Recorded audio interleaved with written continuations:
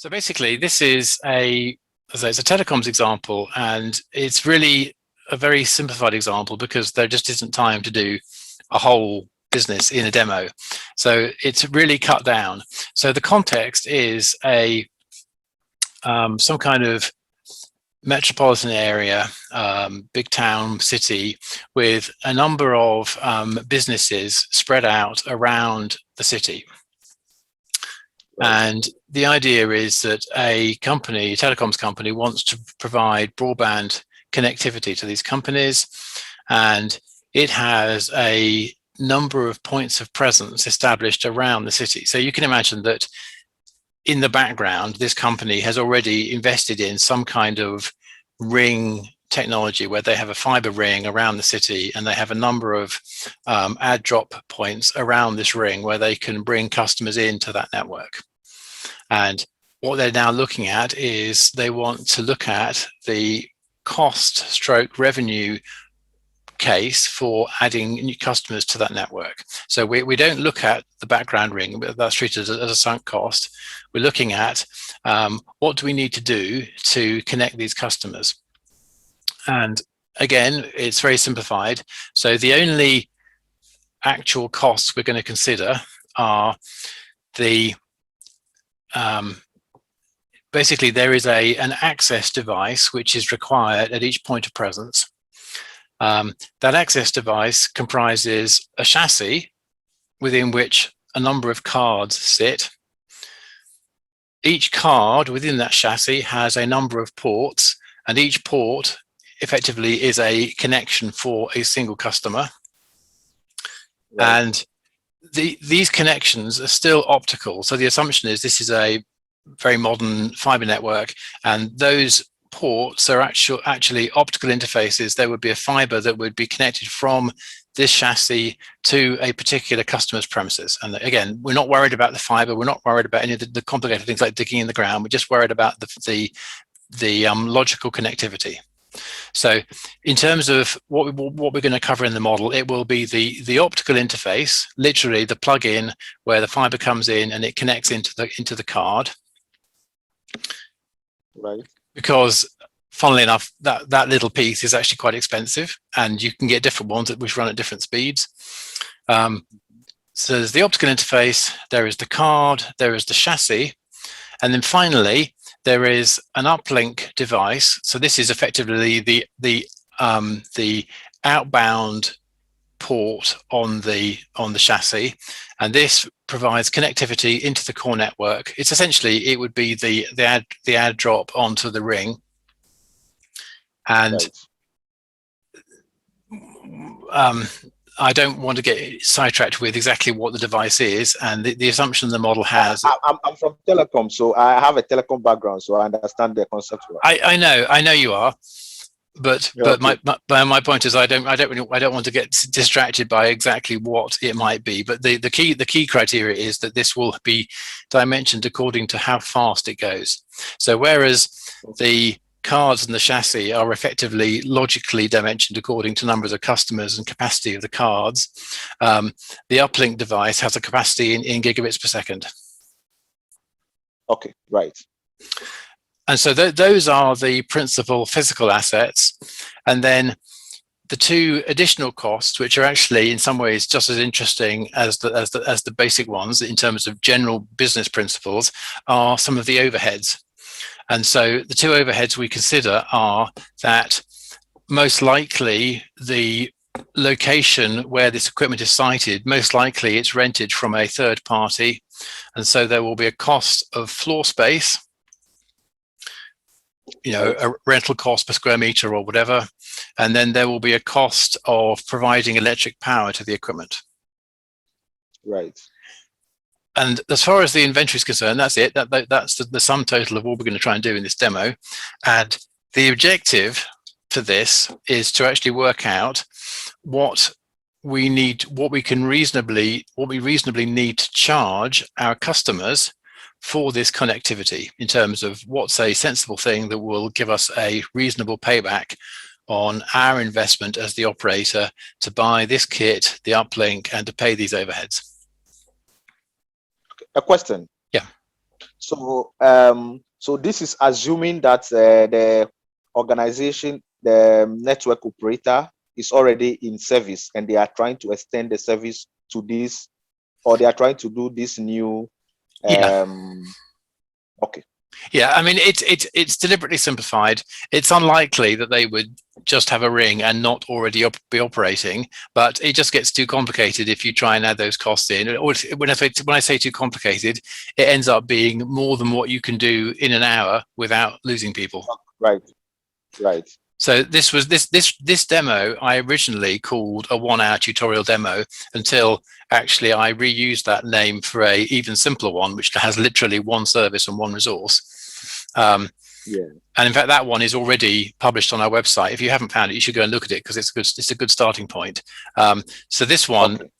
Nowadays, I tend to refer to this as the 2-hour tutorial demo because if you do it really thoroughly and slowly, you can easily take 2 hours over it. However, the first time I did it kind of officially at the STEM user group meeting, we did it in 90 minutes. And within that 90 minutes, we actually allowed time to actually publish a web version of it as well. So by the end of 90 minutes, we'd not only built the model, we'd also exported it and had it online as an eSTEM model. Okay. So I'm optimistic that as long as I don't make any mistakes and as long as you're with me, then we should be able to build this quite comfortably in the time we've allotted this morning. Okay, no problem. But absolutely, I mean, obviously, if you ask too many questions, we won't finish. But at the same time, the whole point of me doing this is to increase your understanding and your insight. So if you've got questions, then do stop because if you've missed something, then there won't be much point in proceeding if you're not sure what I'm doing. Okay. Okay, so that's the context. So the next slide then is just effectively this is the assumptions, and this is always, if you like, this is the make or break point in the model. It's not just what's the story, but it's actually do you have enough meaningful data to actually populate the model. So basically, to make this exercise straightforward, I have just written down the assumptions because if we went through, well, what do you think it would cost bit, then that would be another 2 hours just doing that part. If I'm doing an engagement with a customer to build a model of whatever for them, I will usually spend at least half a day on a scoping exercise where we don't touch the software at all. We go to the whiteboard, we sketch pictures like the previous slide, and we talk through what the key assumptions are before we even start. Because if you don't have something like this as your starting point, you're not going to get anywhere with the model. Right. So basically what I've done for the physical elements, the interface, the access pieces and the uplink, I've just written down what is their capacity. And again, to keep it simple, I'm assuming there is one capacity, which is the limiting factor. Very occasionally you have a situation where you might have two different capacities that might each of which might be the limiting one. With that uplink device in real life, you might have a number of ports and a maximum speed, and you might have to be careful not to exceed either of those. But in my experience, usually within a certain context, there will be in most cases there will be one specific dimension which is the limiting factor. So I've written down the capacities and the lifetimes. Lifetimes are important because that's what drives the replacement life cycle. And then obviously we have a capital cost. And I've nominally said this is in US dollars because that's the most commonly used currency for pricing of telecoms equipment. But you can pick whichever currency you want. So if in your situation, if it's more helpful to do it in local currency, you can easily do that. Right. Okay, I then have some assumptions about the service, which I will talk through actually when we're inside STEM. It'll be easier to explain. And over on the right, we simply have some very straightforward assumptions about the overheads. So we're going to assume that there is a maintenance cost for the equipment that is equivalent to 5% of the CapEx. We're going to assume that each chassis requires half a square meter of space and that it costs $100 per calendar month per square meter. and the assumption is that the chassis has a power requirement of 200 watts and it's 15 cents per kilowatt hour. And I've kept this as simple as possible because, as you'll see, this is already enough to keep us busy. Usually, you would look, you probably would expect the power maybe to be more a function of the number of cards rather than just the chassis itself. But on the other hand, the chassis is probably where the power supply is. So, you know, this is the easiest way to approach it. The most important thing for the demo is not so much the real life side of it, it's how you link these things together and very quickly generate some interesting results. The key assumption here is that there are 25 discrete central office locations where this equipment is sited, and that location assumption is a vital aspect of the model because it quite directly impacts on how efficient the equipment will be utilized. Okay, only 2 slides because we're here to look at STEM, not to look at PowerPoint. So at this point, I'm going to switch across to my STEM window, and to avoid having to keep switching between STEM and PowerPoint, which is tedious for me, but actually very, very distracting for the audience.